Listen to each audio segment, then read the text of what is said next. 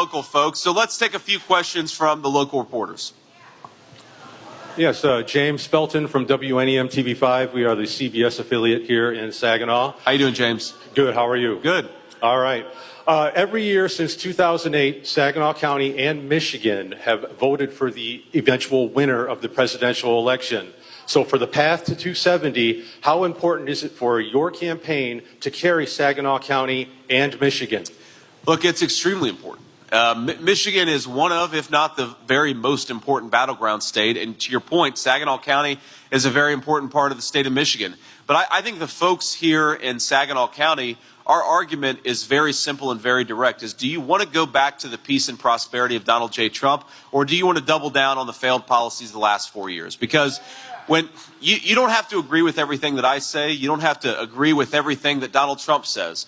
But when you look at the 1.5% inflation when Donald Trump was president, when you look at the fact that take-home pay was rising as fast as it had in 40 years, you look at the fact that the border was closed down and the world was more peaceful, I think a lot of Americans would just like to go back to the prosperity and the peace of Donald Trump's leadership. And that's what we're fighting for.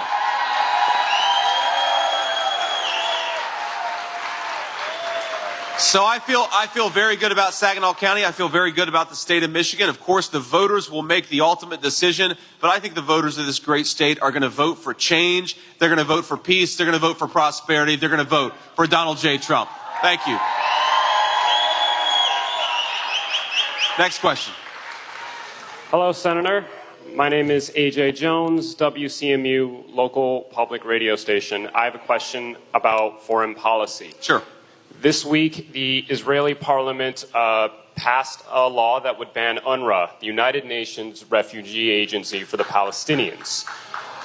The Biden administration opposed that decision. Now, I want to give you the floor here. Would a Trump-Vance administration support Israel banning UNRWA? And as a follow-up, would you earmark any federal aid for humanitarian causes in Gaza as the current administration has? So, couple of things. First of all, of course, we want to save as many civilians, both Israeli and Palestinian, as possible. The most important way to do that is to end the war. And this is why I think that Donald J. Trump, I've never seen anything like it in American politics, where you've got the people in the United States who are a little bit more pro-Palestinian and the people in the United States who are a little bit more pro-Israel. I think they recognize, both of them, that Donald J. Trump is the best candidate because he's the candidate of peace and prosperity. And that's a big difference. When you've got a chaotic leader like Kamala Harris, when you've got a person where fires just spring up all over the world, everybody knows that it's the innocent people who get caught up in the conflict who suffer the most. We cannot have an incompetent leader in the Oval Office. We can't have Kamala Harris. So to your specific question, look, my understanding about UNRWA is that you actually have explicit connections to terrorists for some of the employees on the ground there, right? That's disgraceful. And that means that whether it's the entire organization or certainly some of the people on the ground, they have to do better at vetting their people so that you don't actually have explicit terrorist connections. Again, we all want to save Palestinian civilians. We don't want to support the terrorists on the ground who are killing innocent Israelis in the process, right? And I think those goals are totally compatible. Let's save as many Palestinian lives as possible, but let's not empower the terrorists who are murdering innocent Israelis. We can do both of those things at the same time.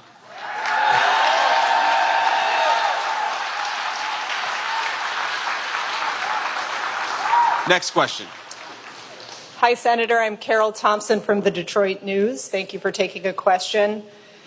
Given Elon Musk's large spending in this race, would a new Trump administration give preferential treatment to Tesla over the Detroit Big Three automakers? No, of course not. Look, I'm personally thrilled to have Elon's support, and people have to remember, Elon was a center-left Clinton Democrat 4 years ago, and now he's putting on dark MAGA hats because he's sick of the craziness and wants to get back to common sense. And I think that's why. And I think that's why Elon is supporting our candidacy. It's not because he thinks he's good. that we're going to do anything for him. It's because he thinks that we're going to make the American nation more peaceful, more prosperous, and more secure, and that's what we're going to do. Now, of course, look, I love the big three automakers in the state of Michigan. I want the big three automakers to thrive and to survive, but they're not going to if we keep on forcing electric vehicles made in China down the throats of American consumers and American workers.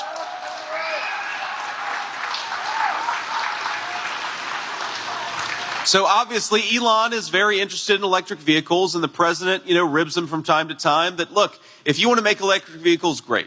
We don't want to force anybody to drive anything. That's the whole point. But our belief is that the way to empower the American automobile industry is to let consumers decide and let Michigan workers do what they do best, which is make great automobiles. Next question. Hi, Senator. Simon Levy in New York Times. My question is about your comments at a town hall with Moms for America, where you said that in an ideal world where illegal immigration is brought under control, those resources used to manage illegal immigration would be used to expand legal pathways of citizenship. Could you be specific how the Trump administration would dedicate resources to that, assuming illegal immigration is brought under control? Well, look, you have people right now who are doing it the right way, who have been in some backlog for years, and they're not able to have their claims processed because we're spending so much money on illegal immigration that we're not doing anything other than basically facilitating the massive illegal invasion into the United States of America. That has to stop. And when it does stop, not only will we save resources that can better be used, I mean, look, if a person has done everything the right way and needs to have their claims processed, we ought to process their claims so long as they're following the law. We should not be facilitating illegal immigration to this country. So spend money on one thing, don't spend money on the illegal immigration. I think that's pretty simple. But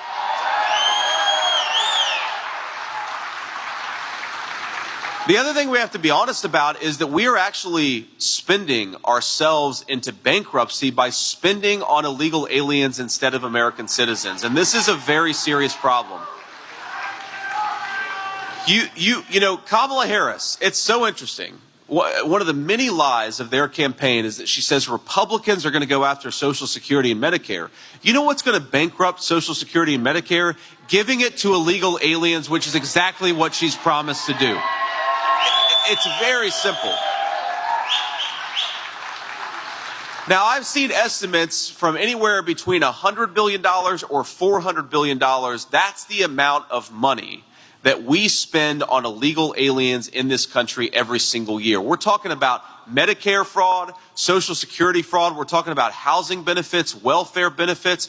Why can't we have a United States government, an American leader that focuses on the people who have the legal right to be here? Why can't we do that? I just don't get it.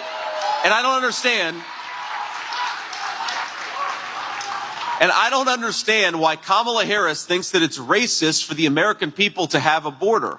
I don't understand why Kamala Harris thinks that she ought to accuse her fellow citizens rather than solve the problems that she created.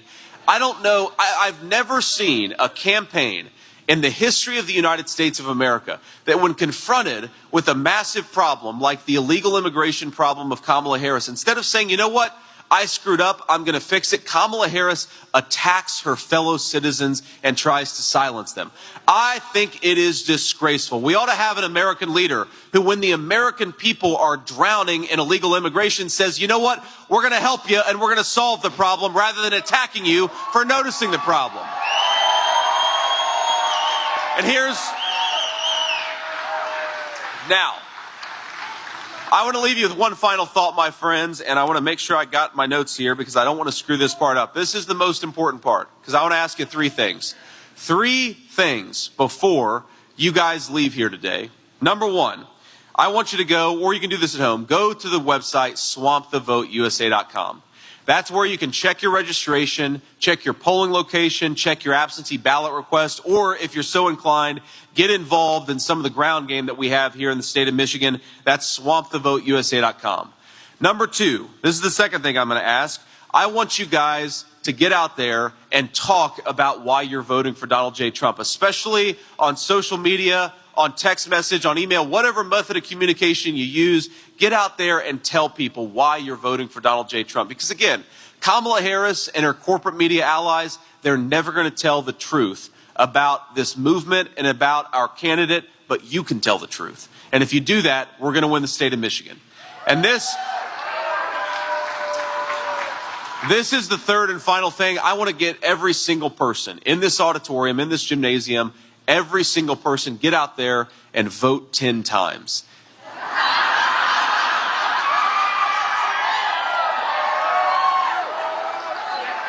Now, our friend from the New York Times is going to be headline news later that JD Vance comes to Saginaw and encourages mass voter fraud. Here is the legal way. The legal way to vote 10 times is take yourself to the polls and get 9 of your friends and family to go along with you. That's the legal way. Because I think, the stakes, the media tries to make this much more complicated than it is. We're trying to make sure that our fellow citizens have leadership that is fit to serve in the White House. We want our fellow citizens to be able to afford groceries. We want our fellow citizens to be able to afford housing. We want our fellow citizens to have a secure southern border and safe neighborhoods. And the only way we're going to do that is if we fix the broken leadership in Washington, D.C. In 7 days, my friends. That's exactly what we're going to do. Donald J. Trump for president. Let's get it done. God bless you all. Thank you so much.